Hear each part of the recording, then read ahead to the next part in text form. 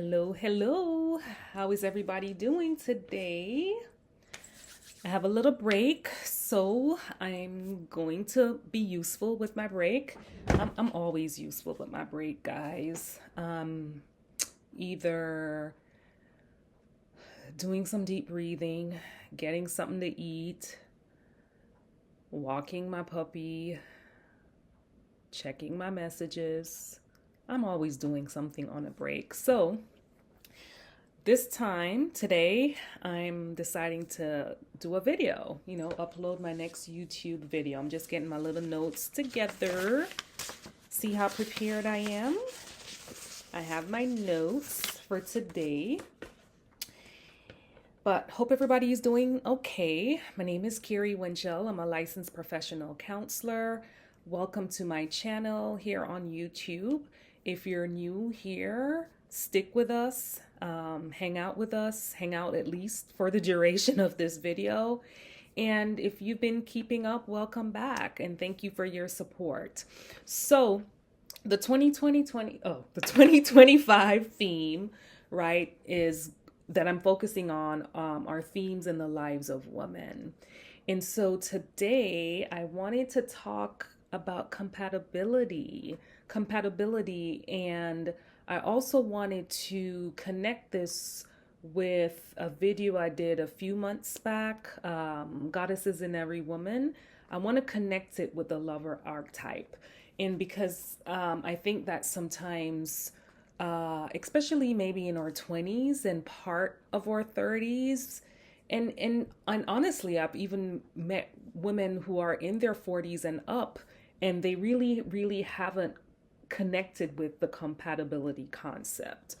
But I think definitely in our 20s and parts of our 30s, we aren't really focused on compatibility, right?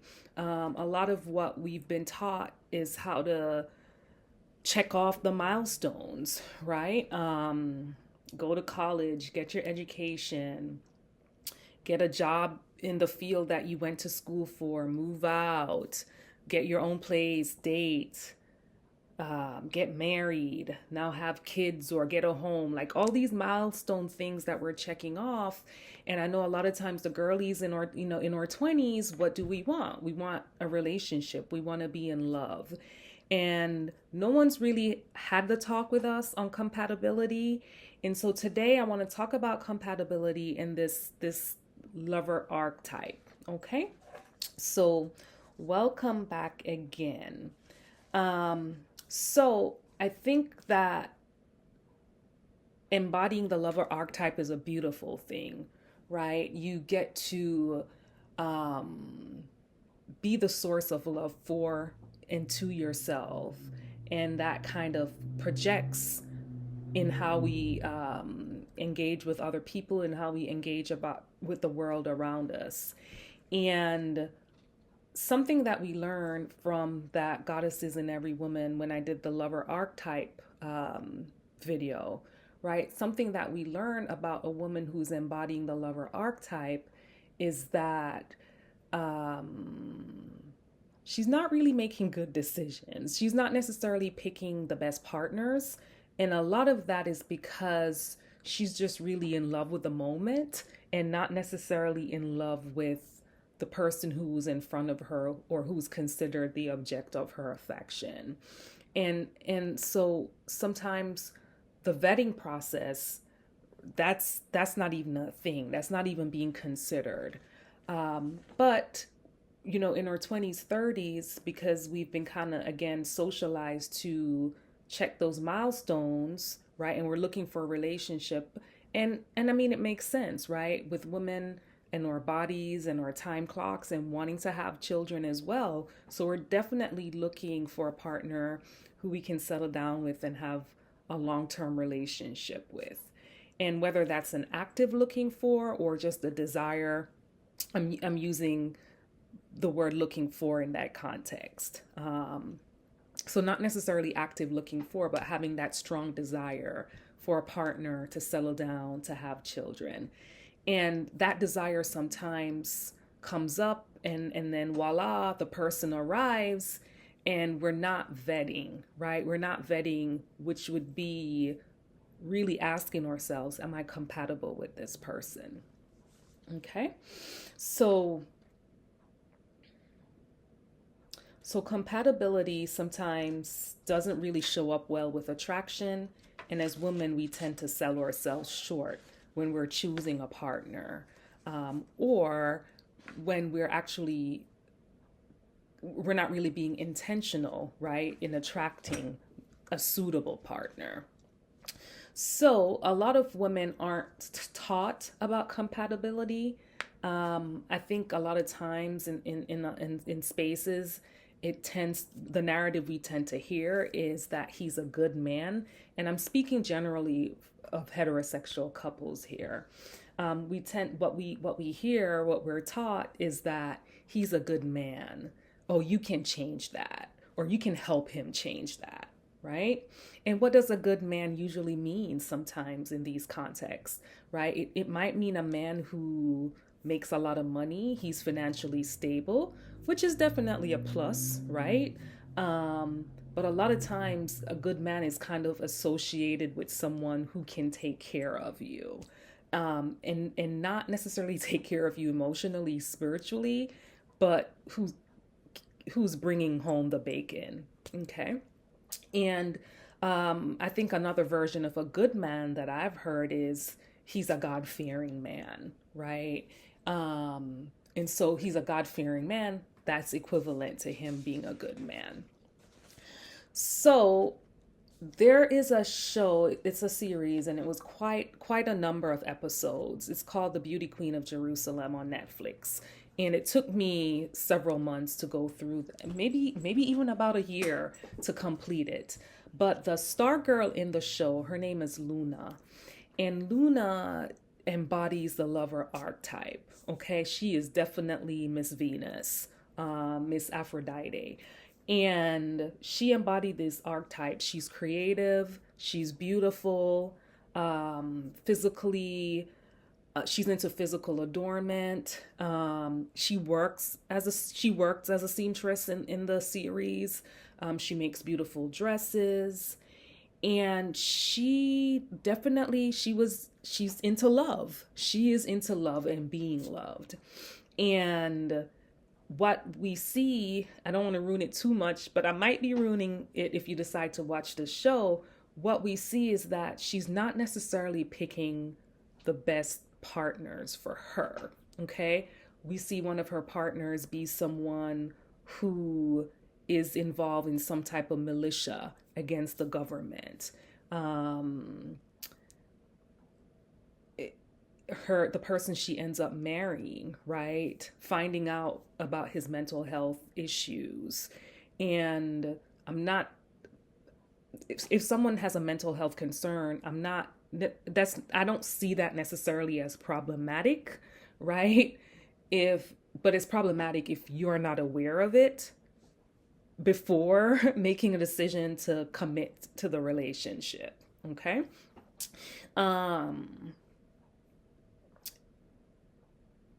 So I think a lot of what we see with Luna was her desire to be loved and to feel love and to experience love. It definitely blocked her vetting. She wasn't necessarily making a compatible choice. There's a saying that opposites attracts, but likes work. And think on that, reflect on that. Opposites attracts and likes work. Okay, and I'm gonna come back to this. So as I said, the first guy in the show that she gets with, he's involved in what is like a militia group, like kind of like a coup. And then the guy she marries, he has mental health problems, which is not the issue per se, but her not recognizing it is the issue. And so he goes off to the military at some point, and then he comes back, and later on in the show it unfolds that he was discharged from the military due to his mental health stuff. Okay. And Then we see some alcohol get involved, and the relationship just becomes violent, right? Domestic violence is introduced in their relationship, in their marriage. And again, the concept of opposites attract but likes work. I think that Luna's parents, tried to pair her with somebody who would be suitable, but again, I feel like it was kind of similar to that historic narrative of being with a good man. They try to pair her with a man whose family was wealthy.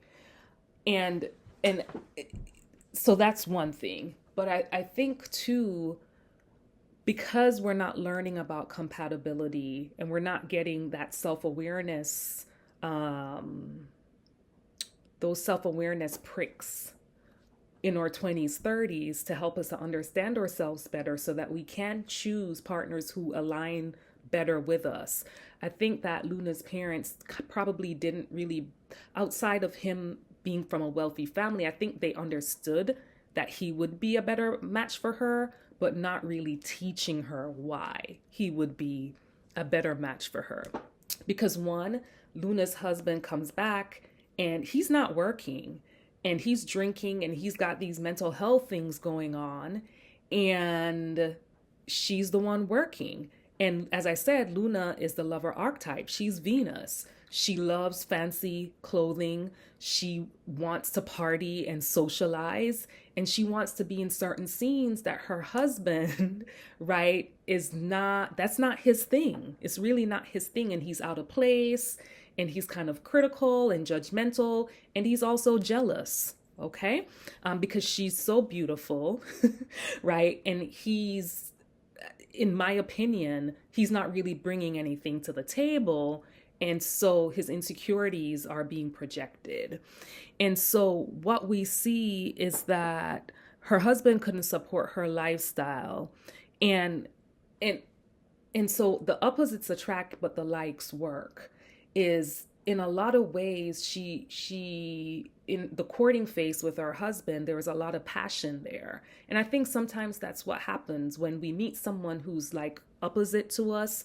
There's a lot of passion. There's passion in the disagreement, passion in the tension, but it's not sustainable in the big picture because you're not alike. The compatibility isn't really there to sustain the relationship. And I think, sometimes, yeah, passion is great, right? But do you want a sustainable, lasting, harmonious relationship, or you want disagreements, difficulties, challenges, and moments of passion intermittently throughout your relationship, right? So it's just some things to think about. So as I said, her parents really didn't teach her about compatibility. And for a lot of us, sometimes our parents aren't teaching us either. And that could be because no one really taught them. But that's the point. Nobody is going to teach you. You have to use these experiences and these dating experiences or intimate partner experiences and really use them to prick your self-awareness. Okay. Is this a good person for me? Yes, this person is cute. Yes, they're sexy, right? But in the big scheme of things, do I see myself being in a harmonious union with this person? All right. So really using these exchanges to really prick our self-awareness and to really teach ourselves. A little lost here. But okay, so core compatible areas that I encourage people to think about when they're seeking a relationship, desiring a relationship, wanting to attract a suitable partner. The first area is worldview, okay? You want to think about this person's worldview. And when I say worldview, their philosophy, their religion, their politics, okay? Do we share a similar view? Because what's going to happen is you're going to find family values under that umbrella. So for example, if you're someone who don't believe in spanking children or putting your hand on anyone, and then you have a partner who believes in spanking as a form of discipline, right? That's going to create some issues in the relationship. And parenting is a core. If you have children, parenting is going to be a core area of your relationship, right? So you want to think about this person's philosophy. You want to think about their religious views. You want to think about their politics. It doesn't have to be identical, but they have to be compatible enough so that you guys aren't constantly in disagreements and arguments, okay? Another area of compatibility is work, money, and success, okay? What does that mean, right? Do you want a partner to make more money than you? What does success mean for you? What does success mean for your partner, right? In some relationships, the woman might actually make a little bit more than her partner, or maybe significantly more. However, well, let me use this other one. Let's say her partner, the man in the relationship, he makes more, right? However, he's lazy.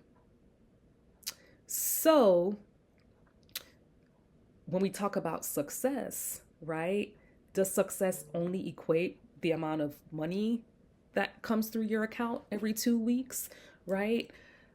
Or because when you're with somebody who's lazy, we're speaking on how ambitious is this person? What is their drive like, right? When they have time off from work, as a woman, are you coming home to dishes in the sink and them playing video games all day, right?